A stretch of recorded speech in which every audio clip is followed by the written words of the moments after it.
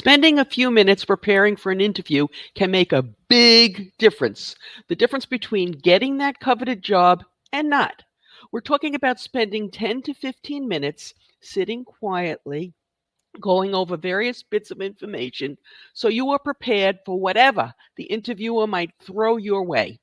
What's more, this will help calm you down if job interviews, be they for an internal promotion or a job with a brand new company, tend to make you a little bit nervous. I've got 5 simple steps to help you with this quick review, and they should only take 10 or 15 minutes. Make sure you stick around until the end when we discuss one stupidly simple area that trips up many. And once you've fallen off that boat, it's really difficult to recover and have a positive outcome. Hey guys, I'm Mary Schaefer, founder of AP Now, the place you go for all the latest business intelligence if you work and manage or have responsibility for the accounts payable and or payment function. So let's dive right in. Step number 1, review the job description. Now this may sound pretty obvious, but you'd be surprised how many folks forget this. Then on the interview, especially if you're looking for a new job and having multiple interviews, they don't mention something that would have clinched the deal for them. Okay, this is especially important if you've gone on numerous interviews, like more than one. What areas are they looking for help that you're strong in?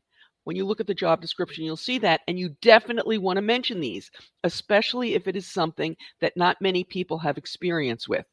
Today, in the accounting and accounts payable space, that might be blockchain, that might be ChatGPT, and it definitely might be different automation solutions. If they use one that you have experience with, mention it. Just make a mental note or jot down your special expertises. If you can include examples, even better. Are there areas where you are weak or your skills are non-existent?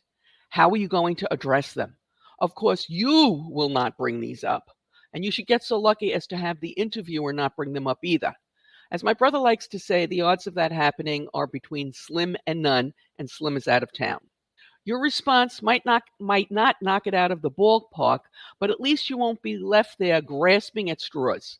Here's an example.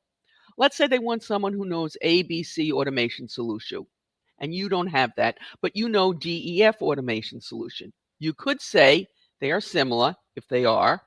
You've watched their demos, if you have, and you could be up and running with minimal training, especially if the solution provider is indicating that little training is required. Of course, it would have been better to have used ABC automation solution, but you haven't, and you have to work with what you've got. Step number 2, research the company. We're not talking about doing an in-depth review, but rather arming yourself with enough information so you can speak intelligently about their processes and their business. How are you going to do that? It's really pretty simple. Look at the company's or the organization's website. This will tell you what industry they are in, what they sell, or what services they provide. If you have experience at one of their competitors, make sure you mention that. If you have experience in a related industry, mention that as well. After you've armed yourself with that information, you want to look at the press release section. Now, you may have to look a little bit around on their website for this. Sometimes press releases are listed as news. Sometimes they'll be with about the company. Make a special note of any news that could possibly impact the job you are interviewing for. This research will arm you with the information you need to ask intelligent questions about the job. Alas, not every organization issues press releases or updates their website with relevant news. Few will put negative information about the organization on the website.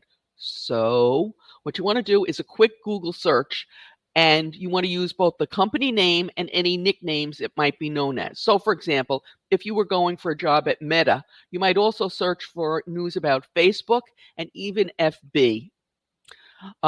Do this using the news key rather than the all function. This will give you everything that's been published online in the last 30 days. And you just want to zip through the first page or two to see if there's anything relevant. Now, if it's an internal job, you should know obviously what the company does, and you should know what's going on. And you can ask about new initiatives, mergers, takeovers, etc. If there have been rumors going around, you might want to think about whether you want to ask them about them or not. Are they credible? If not, you might not want to ask, as you don't want to be seen as someone who gossips. But If it will impact the job you are considering taking, then definitely ask. You have a right to know this information. Step 3, prepare thoughtful questions for the person interviewing you. You want to use these throughout your discussion. This is why that research step is so important. Now, some people are naturally inquisitive and can do this on the spot without much effort, but others, not so much. They need to think about it and ponder, which is fine once you have the job, but not so much on an interview. Always ask questions. If you don't, they will think that you'll never ask questions on the job, and that is never a good thing. At the end, when they say something like, "Do you have any questions for us?" You don't want to look like a fool as you start wildly thinking of something to ask. So prepare ahead. The beauty of these questions is that if they are not company specific, you can use them from one interview to the next. There is one other benefit of these prepared questions. You can make sure you cover all your points you want to cover. Of course, it goes without saying that these questions should focus on the job, the company, and should never be about salary, benefits, vacation time, sick time, etc. Asking these questions, especially about sick and vacation time, sends the wrong message. So no matter how much you really want to know the answer to these questions, resist until they bring it up or they give you some information about the benefits package.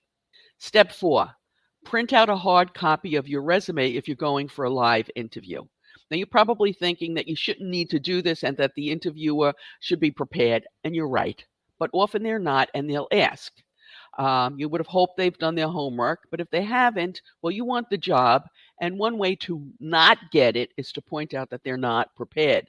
Most of the time, you won't need it, but remember, you have them at an advantage if you are giving them your resume at that point and they are looking at it as they are interviewing you, asking questions about it.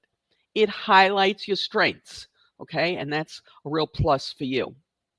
Step 5, prepare answers to difficult questions you're likely to be asked. This will almost always include things like, why do you want to leave your current job and why you left earlier positions? So be prepared with a response. Have a prepared answer. And then most people who prepare for the difficult questions, they sometimes miss the easy stuff.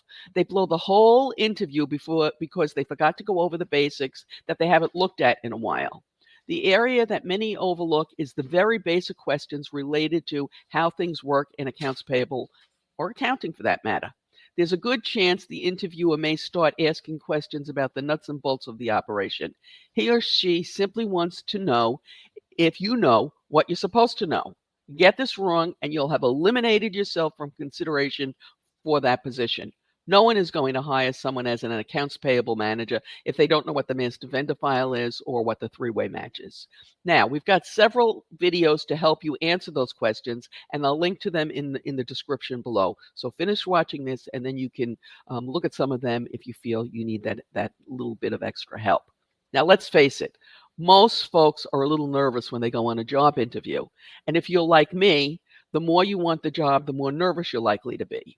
That's fine. It's just a fact of life.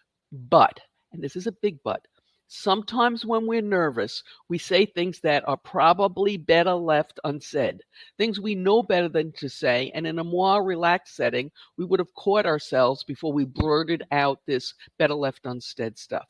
To help our viewers with this issue, we recently did a short video on things to never say in an interview.